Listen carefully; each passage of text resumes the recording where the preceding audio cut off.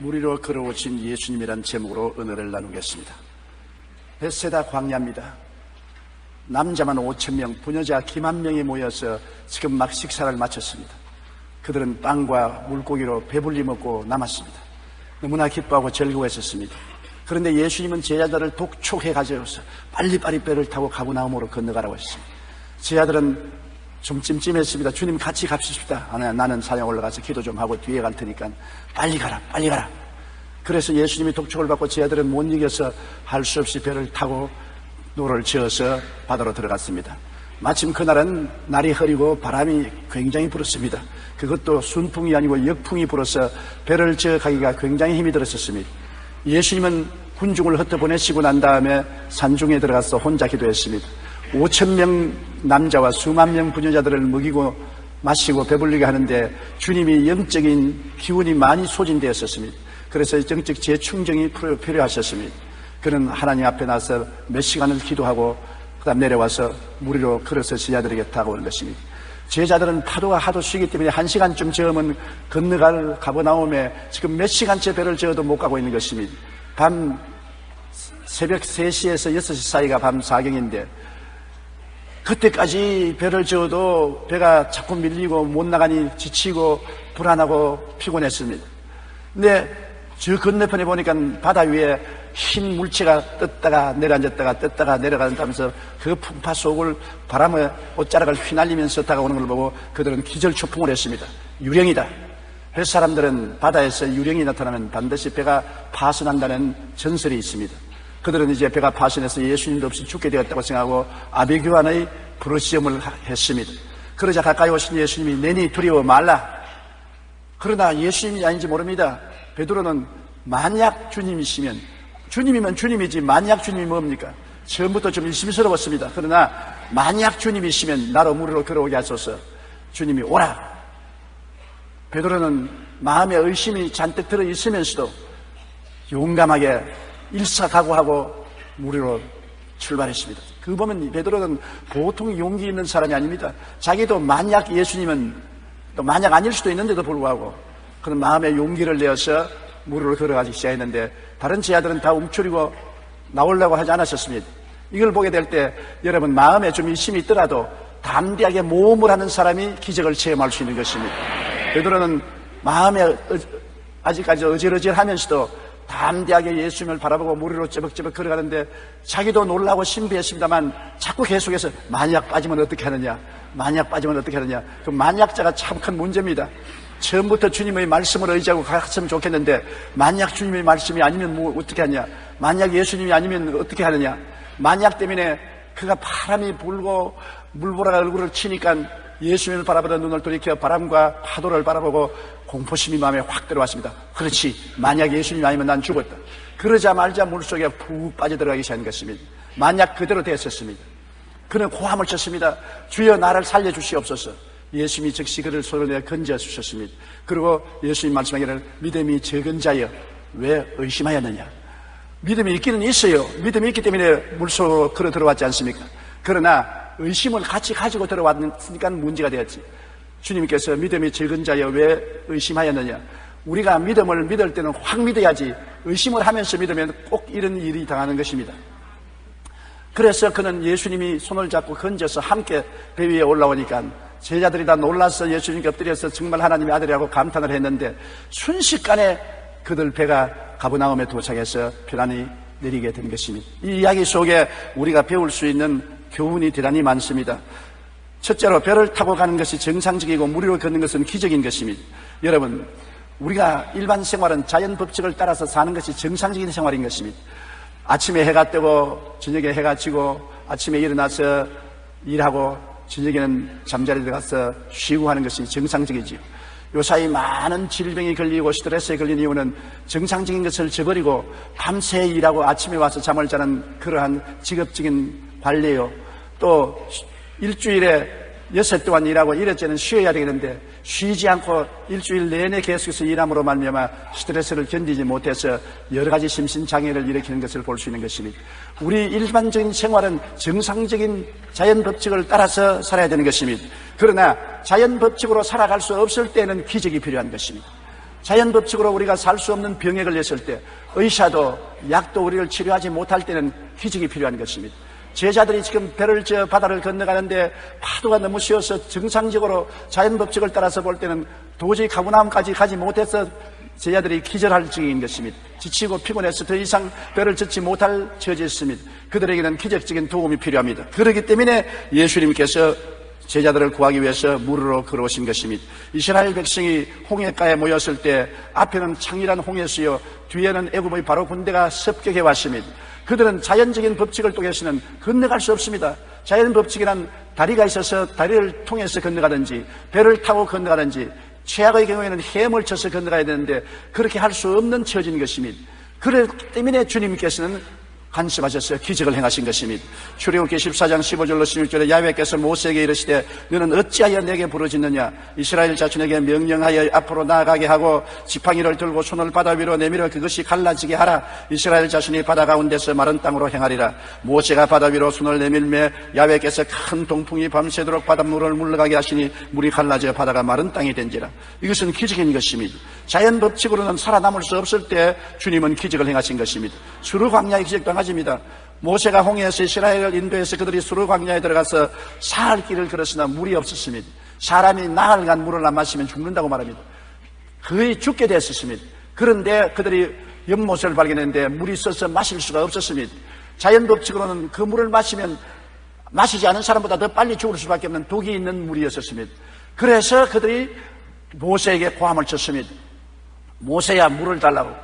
근데 모세가 부르짖어 기도하니까 하나님이 연못가에 있는 한 나무를 지시한지라 그 가지를 꺾어 물에 던지니 독이 사라지고 중화가 되어서 물을 다 실컷 마시고 가람을 면할 수가 있는 것입니다. 일반적으로는 그냥 물을 마시면 되는 것입니다. 그러나 물이 독이 섞였을 때 일반적인 자연 법칙을 통해서는 먹을 수 없을 때 주님께서 기적을 행하신 것입니다. 2005년 12월 뉴욕의 한 주택가 아파트에서 불이 났습니다. 미처 대피하지 못한 폭스 씨는 이제 겨우 1개월 된 아들을 이불에 싸서 창밖으로 내어 던졌습니다. 때마침 그곳에서는 아마추어 야구팀의 볼을 받는 포수가 불이 난 것을 보고 지켜 있다가 아기가 떨어지니까 볼 받듯이 찰칵 받았습니다. 더욱이 그는 예전에 인명구조에서 일했던 경험이 있기 때문에 아기를 안고 금방 인공호흡을 시키고 빨리 구급차에 실어서 병원에 데려가서 아기를 살려낸 것입니다. 아기를 던지기 직전 그 부인의 어머니는 기도를 했습니다. 저는 하나님 제발 아들을 살려주세요라고 간절히 기도했었습니다. 자연 법칙으로는 불에 타서 죽을 수밖에 없습니다. 한 살 된 어린아기를 어떻게 불 속에서 건져낼 수 있습니까? 그러나 강보에 사서 창밖으로 던져버리는 거죠. 그리고 하나님께 기도했습니다. 기적을 허락해달라고요. 그때 진짜 기적이 필요한데 어떻게 하필이면 야구의 볼을 받는 포수가 그게 구경하고 있다가 볼같이 날라온 어린아기를 찰싹 받을 수가 있었던 것입니다. 그것이 하나님의 기적인 것입니다. 참으로 신기한 일입니다. 불이 난 곳에 하필 야구 포수였고 인문 구정원이었던 사람이 서 있었다는 것은 놀라운 일입니다. 하나님은 요술사는 아닙니다. 그러나 인생의 생명의 위기에 처했을 때는 이처럼 간절한 기도를 듣고 기적을 행하시는 것입니다. 인간의 생명의 위기에 처했을 때만이 하나님의 기적을 행하는 것입니다. 내가 평범하게 살아갈 때는 기적이 필요 없습니다. 내가 할 일은 내가 해야지요. 내가 할 일도 내가 안 하고 하나님 기적을 주시옵소서 하면 그것은 어리석은 기도인 것입니다. 내가 최선을 다하고 이제 나로서는 할 수 없을 때 하나님께 의지하는 것입니다. 내가 눈을 들어 산을 보리라. 나의 도움이 어디서 올고 산이 막혀서 도움이 없습니다. 나의 힘으로는 길도 낼 수 없고 터널도 뚫을 수 없고 돌아갈 수 없습니다. 그러니까 나의 도움이 천지를 지으신 야훼께로다. 태산이 막혀서 내가 움쩍도 못하게 될 때는 그때 눈을 들어 하늘을 쳐다보고 천지를 지으신 하나님이 도와주실 것을 기도하면 하나님이 기적을 행하여 주신 것입니다. 내가 할 일은 안 하고 내 의무와 책임은 안 하면서 하나님 도와주시옵소서 하면 안 되는 것입니다. 일도 안 하고 들어 누워서 빙글빙글 놀면서 일용할 양식을 주옵소서, 먹을 것과 입을 것과 있을 곳을 주옵소서, 기적을 주옵소서 하면 하나님이 일을 해라, 내가 기적을 줄 테니까 그렇게 말하는 것입니다. 내가 할 일은 내가 해야 되는 것입니다. 내 할 일을 내가 다 하고 난 다음에 내 힘으로 할 수 없는 것은 하나님이 도와주시는 것입니다. 예수님의 제자들은 자기들이 할 일을 다 했습니다. 있는 힘을 다해서 노를 저었으나 그들 배가 자꾸 역풍에 밀려 뒤로 물러나가고 앞으로 전진하지 못하고 벌써 몇 시간이 되었는데도 가버나움에 도착하지 못하고 좌절과 절망에 처했을 때, 인간적으로 어찌할 수 없을 때 예수는 무리로 걸어오셔서 그들에게 기적을 행하여 주신 것입니다.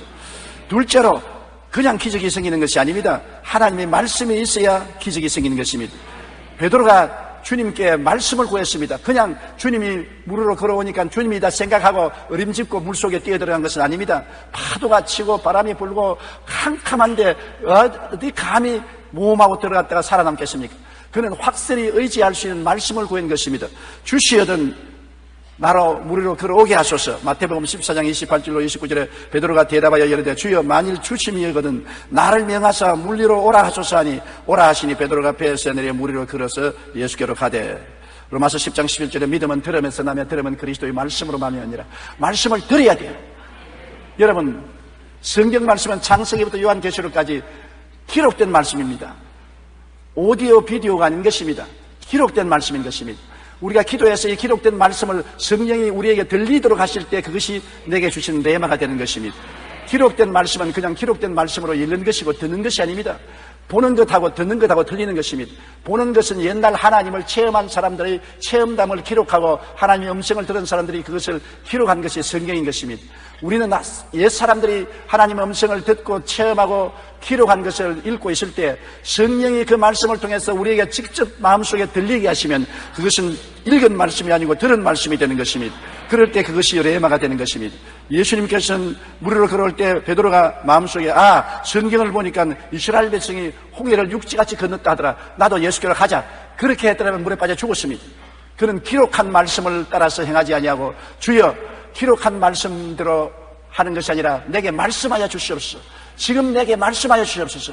그는 눈으로 본 말씀을 가지고 행한 것이 아니라 들은 말씀을 가지고 나간 것입니다. 믿음은 감각과 환경을 또 극복해야 되는 것입니다. 내가 믿었다고 해서 바람도 안 불고 파도도 안 치는 것이 아닙니다. 환경은 변하지 않습니다. 바람은 여전히 불고 파도는 여전히 쳤습니다만 믿음은 말씀 위에 서서 나가는 것입니다. 믿었다고 해서 환경이 갑자기 순탄해지지는 않습니다. 믿어도 바람과 파도는 그렇습니다. 믿음으로써 우리는 한번 싸워야 되는 것입니다. 내가 믿었다고 해서 갑자기 병이 순식간에 나는 것은 아닙니다. 마음에 믿었어도 여전히 병이 있고 고통이 있습니다. 그와 믿음과 싸워야 그 다음에는 믿음이 이기게 되는 것입니다.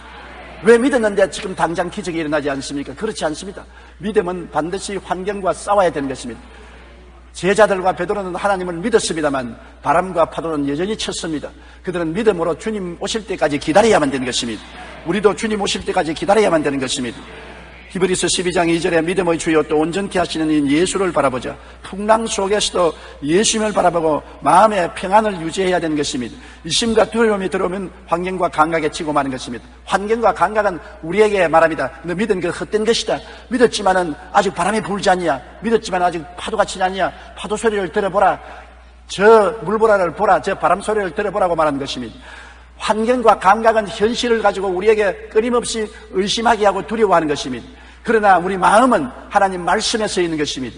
말씀에 굳건히 서서 들려오는 바람과 파도 소리를 무시하고 나아갈 수 있어야 되는 것입니다. 그렇기 때문에 믿음이란 전쟁인 것입니다. 믿음이란 평안한 것이 아닙니다. 영적인 전쟁에 들어가는 것입니다. 의심하고 있을 때는 그냥 평안하겠지만은 일단 믿어서 의심을 제끼고 나가려면은 싸움을 해야 되는 것입니다. 마귀가 끊임없이 여러분에게 덤벼드는 것입니다. 그렇기 때문에 우리가 말씀을 생각하고 말씀을 꿈꾸고 말씀을 믿고 말씀을 입으로 자꾸 시인해야 되는 것입니다. 우리가 믿음의 전쟁을 할 때는 입술로 시인하는 것이 가장 큰 무기인 것입니다. 입술로 의심을 고백해버리면 안 되는 것입니다. 입술로 계속해서 주님을 쳐다보고 없는 것을 있는 것까지 불러야 되는 것입니다. 없는 것을 있는 것까지 고백해야 되는 것입니다. 그렇게 하면 믿음이 이기게 되는 것입니다. 야고보서 1장 6절로 7절에 오직 믿음으로 구하고 조금도 의심하지 말라. 의심하는 자는 마치 바람에 밀려 요동하는 바다 물결 같으니 이런 사람은 무엇이든지 주께 얻기를 생각지 말라고 말했던 것입니다. 이사야 41장 10절에 두려워 말라. 내가 너와 함께하리라. 놀라지 말라. 나는 내 하나님이 되리라. 내가 너를 굳세게 하리라. 참으로 너를 도와주리라. 참으로 나의 의로운 오른손으로 너를 붙들리라고 말씀한 것입니다. 그러므로 우리가 오직 두려워하지 말고 놀라지 말고 주님을 바라보고 말씀을 자꾸 고백해야 되는 것입니다. 동남풍이 불고 서북풍이 불고 가시밭을 지날지라도 믿음의 주여 또 온전케 하시는 예수님을 늘 바라보고 입술로 자꾸 없는 것을 있는 것까지 고백하는 것이 믿음인 것입니다. 이 전쟁을 이기게 되면은 하나님의 영광이 우리에게 다가오는 것입니다. 미국의 트루먼 대통령은 정치 생활에서 은퇴한 후 고향인 미주리주에 기념 도서관을 짓고 어린이들과 자주 어울렸습니다. 한 번은 도서관에 온 어린이가 다가와서 물었습니다. 대통령 각하, 대통령께서는 우리처럼 어릴 때 학교 다닐 때 반장이었죠. 아니야, 나는 꼴찌였어. 나는 겁이 많아서 친구들이 호흡만 치면은 움츠리고 운동을 하지 못해서 애들이 운동할 때 나는 구경만 했단다. 그리고 나는 눈이 너무 나빠서 안경을 벗으면 글을 읽을 수 없었단다. 그런데 어떻게 대통령이 됐어요? 그렇지만 나는 언제나 성경책을 읽었어. 매일 성경을 읽었단다. 그 성경에서 빌립보서 4장 13절에 내게 능력 주시는 자 안에서 내가 모든 것을 할 수 있느니라, 이 말씀 한마디가 내가 어릴 때부터 대통령이 되고 은퇴할 때까지 중심을 잡아주었단다. 나는 언제나 할 수 없다, 못한다, 약하다, 허약하다 할 때마다 이 빌립보서 4장 13절을 외웠다. 내게 능력 주신 자 안에서 내가 무엇이든지 할 수 있다고 할 때 내 속에 용기가 생기고 힘이 불끈 생겨났던 것입니다. 트루만 대통령은 이 말씀에 의지해서 용기와 힘을 얻고 제2차 대전을 무사히 승리로 이끌고 위대한 대통령이 될 수가 있는 것입니다. 말씀이란 이렇게 위대한 힘을 가지고 있는 것입니다.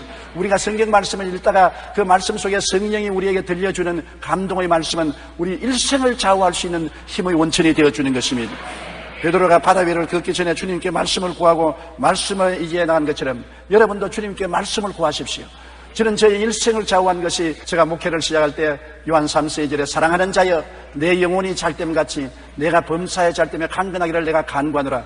이 말씀이 제 영혼을 뒤에 흔들었습니다.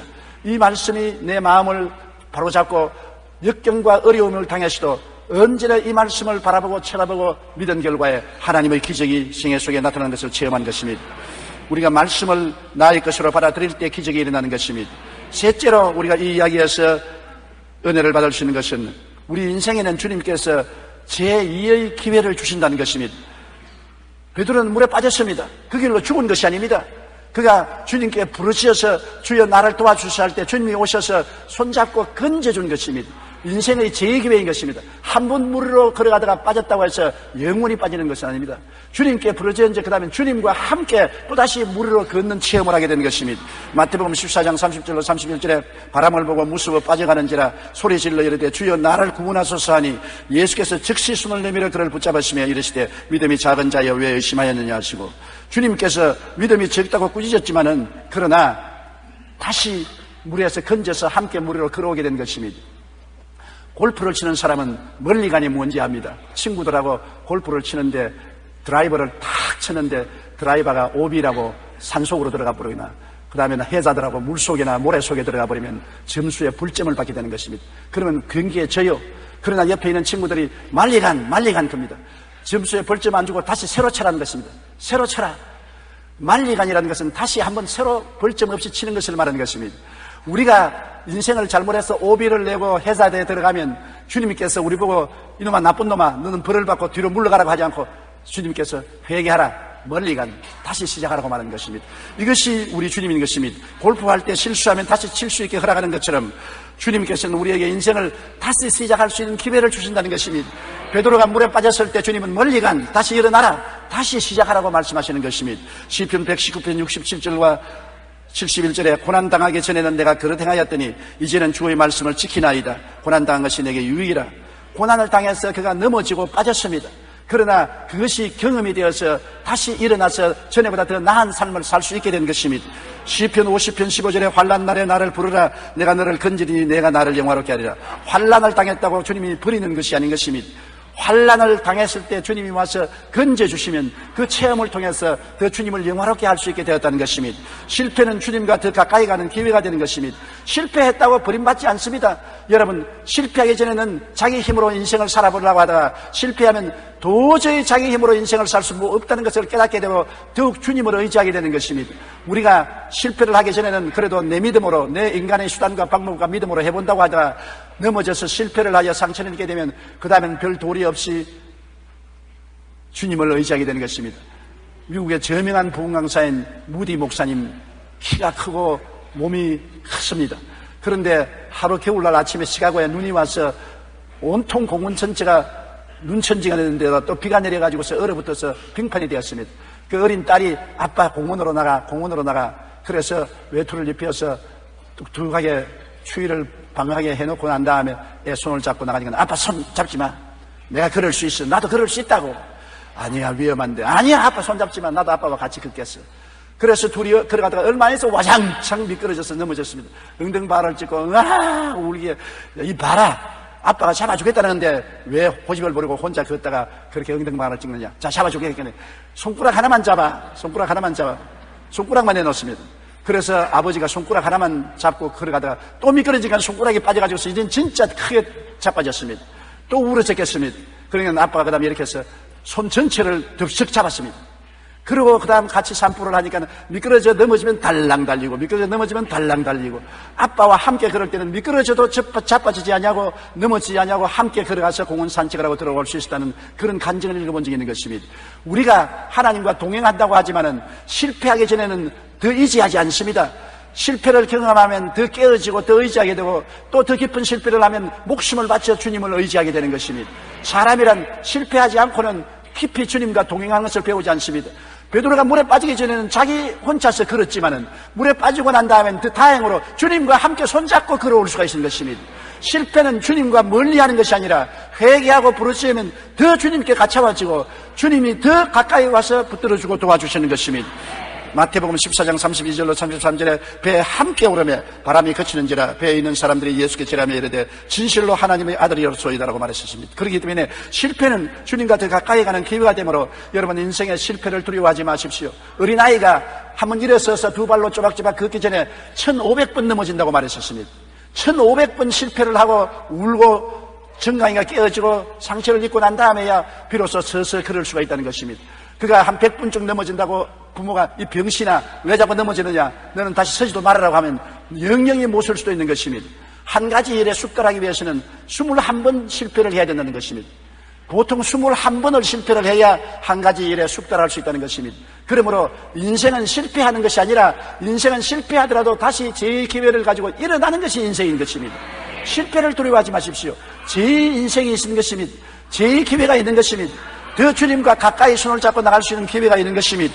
그러므로 실패하는 자를 보고 손가락질하면 안 되는 것입니다. 실패하는 자는 낙심하지 말고 주님께 더 의지해야 되는 것입니다. 과학자 아인슈타인은 문학과 산수 외에는 점수가 너무 형편이 없어서 선생님이 학교를 떠났으면 좋겠다고 말하였습니다.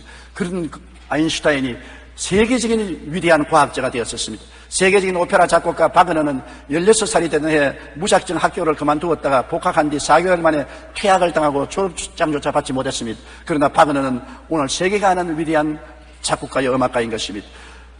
가곡의 왕이라고 불리는 슈베르트도 처음에는 음악 공부를 따라가지 못해서 아버지가 작곡 금지령을 내릴 정도였지만 위대한 작곡가가 되었습니다.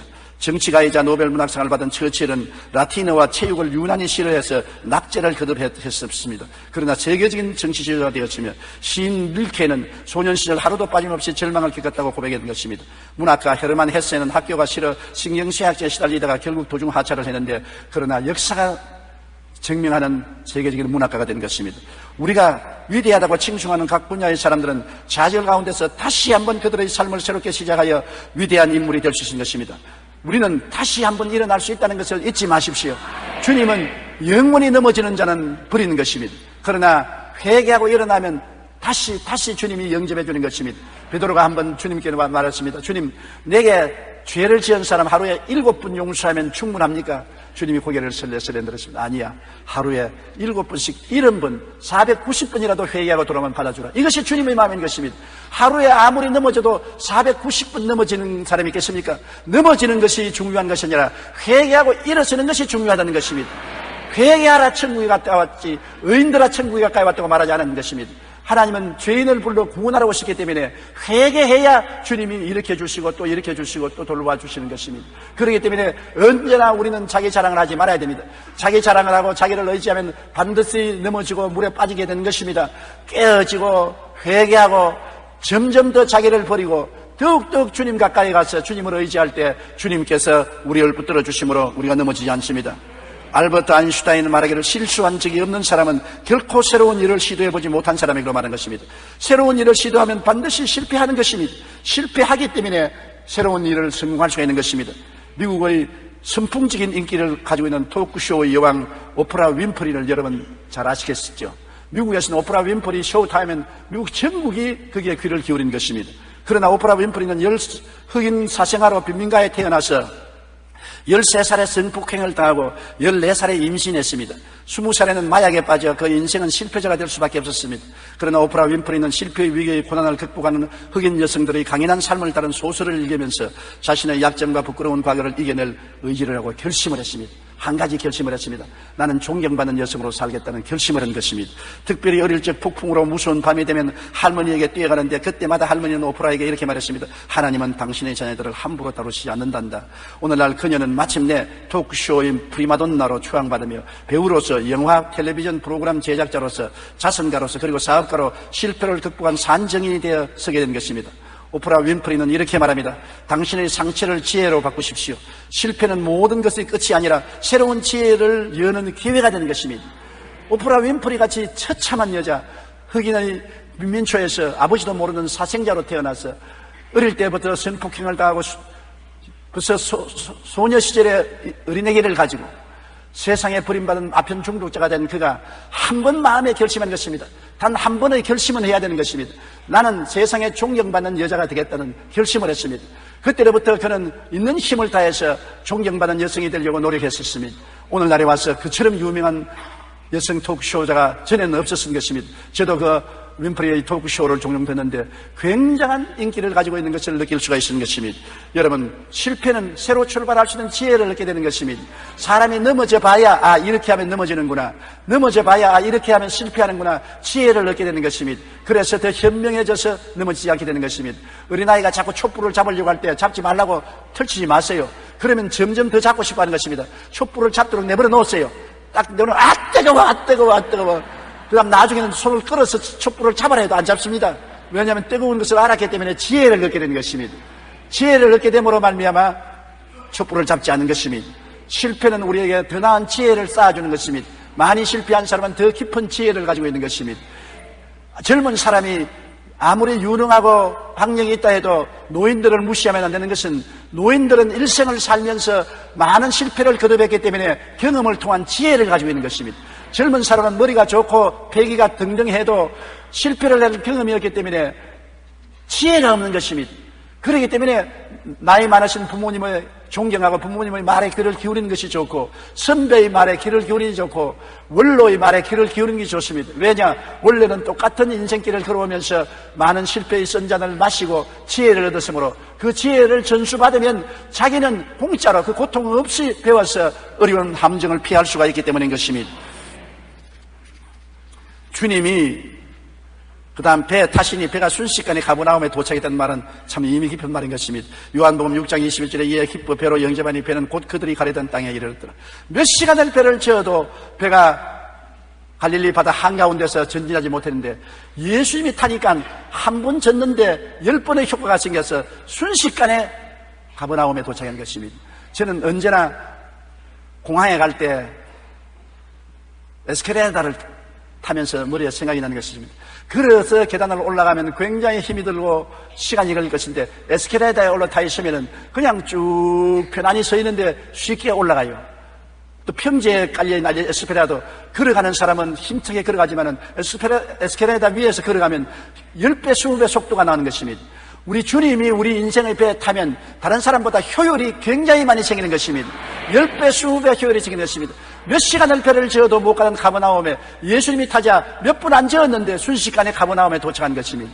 주님께서 우리 인생의 알파를 하면은 여러분 우리 인생을 쉽고 가볍게 속히 성공적으로 살아갈 수 있는 것입니다.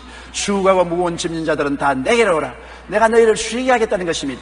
주님이 쉬게 하겠다는 것은 내 짐은 쉽고 내 짐은 가볍다. 나를 의지하면 쉽고 가볍게 인생을 살아갈 수 있는 도움이 주어진다는 것입니다. 인생에 우리가 짐을 안 지는 것은 아닙니다. 예수님께 나오면은 주님이 쉽고 가볍게 인생을 짐을 지고 가게 만들어 주시는 것입니다. 그러므로 우리 주님께 의지하는 것은 그렇게 좋은 것입니다. 주님은 일상 자연적인 생활에도 우리에게 성공을 가져주는 것입니다. 요한복음 15장 7절에 너희가 내 안에 거하고 내 말이 너희 안에 거하면 무엇이든지 원하는 대로 구하라. 그래야만 이루리라고 말씀해 주신 것입니다. 인간이 할 수 있는 일은 인간이 해야 돼요. 최선을 다해도 절망에 처할 때는 기적을 구해야 되는 것입니다. 주님, 내가 할 일은 다 했습니다. 내가 수고도 해보고 노력도 해보고 처방도 해보고 애를 썼지만은 이제는 모든 길이 다 정말박한산입니다. 주님 나를 도와주시옵소서. 저는 내 처지가 기억이 납니다. 7살에 폐병에 걸려서 병원에 가니까 6달밖에 못 산다고 말하고, 우리의 전통적으로 믿던 종교를 가지고 아무리 기도를 해도 대답도 없고, 이제는 죽음의 날만 기다리는 것입니다. 태산이 내 앞을 가로막았습니다. 내가 눈을 들어 산을 보니 산이 너무나 큽니다. 죽음이 임박해 왔습니다. 차차차 숨이 너무 가빠서 바로 눕지 못하고 벽에 기대야 되는 것입니다. 벽에 기대해도 숨을 잘 쉴 수 없고, 눈만 감고 잠만 들면 숨이 막혀서 죽을 지경인 것입니다. 그런 고통이 오니까 내가 눈을 들어 산을 보고 내 도움이 어디서 올고, 나의 도움이 천지를 지으신 야훼께로다. 그때 야훼께 부르짖은 것입니다. 나는 하나님의 이름을 들어본 적도 없고 예수님을 만나본 적도 없습니다. 누구 와서 나에게 전도한 적도 없고 목사나 교회에 와도 가본 적도 없는 것입니다. 그러나 사람이 절망에 처하니까 하나님을 찾게 되고, 하나님은 전도자를 내게 보내서 내가 회개하고 예수 믿게 만들어주시고 기적을 베풀어 주신 것입니다. 보통 약으로 살 수 있으면 기적을 구할 필요가 어디 있겠습니까? 기적은 절망에 처했을 때 기적이 필요하고, 절망에 처해서 주님을 간절히 찾으면 주님께서 만나주시는 것입니다. 평범할 때는 근성으로 기도하지 않아요. 간절히 기도하지 않아요. 그러나 여러분, 정말 절망에 처하게 되면 애간장이 끓는 기도를 하게 되는 것입니다. 목숨을 바쳐서 부르짖고 기도하는 것입니다. 그런 기도에는 하나님이 기적을 행하여 주시는 것입니다. 평소에 주님과 함께하면 자연적인 도움이라도 하나님이 능력 있게 만들어주는 것입니다. 그러므로 기적이 필요하지 않은 평소 생활에도 주님이 함께 계시면 쉽고 가볍게 인생을 살게 만들어주시고, 더구나 절망에 처하고 갈 길이 없을 때 주님께 부르짖어 기도하면 절망에서 길을 만들어주시고 어두움에서 빛을 만들어주는 것입니다. 주님께서 말씀하지 않았습니까? 내가 곧 길이요 진리요 생명이라. 주님께서 바로 우리 길이 되시고 진리가 되시고 생명이 되시는 것입니다. 우리는 베드로가 물으로 걸었다가 물에 빠졌으나 주님 손을 잡고 이 양양하게 배로 돌아온 사실을 통해서 우리 인생의 진리를 깊이 깨닫고, 우리도 제2, 제3의 베드로처럼 성공적인 인생을 살게 되기를 주님 이름으로 축원합니다. 우리 고개 숙여 기도드리겠습니다. 전능하신 아버지 하나님, 이 인생을 살아가는 동안에 폭풍 이런 인생 바다를 항해하게 됩니다. 우리가 수고롭고 고달프고 혹은 파선되기도 합니다. 그러나 주님이 우리를 구원하기 위해서 언제나 바다 위로 걸어오심을 우리는 알고 있습니다. 내 아버지 하나님께서 주의 음성을 듣고 담대하게 믿음으로 주님을 향해서 나가게 도와주시옵소서. 나가다가 빠지더라도 주님은 다시 이렇게 세워주시고 이제는 혼자 걷지 않고 함께 걷게 만들어주신 줄 믿습니다.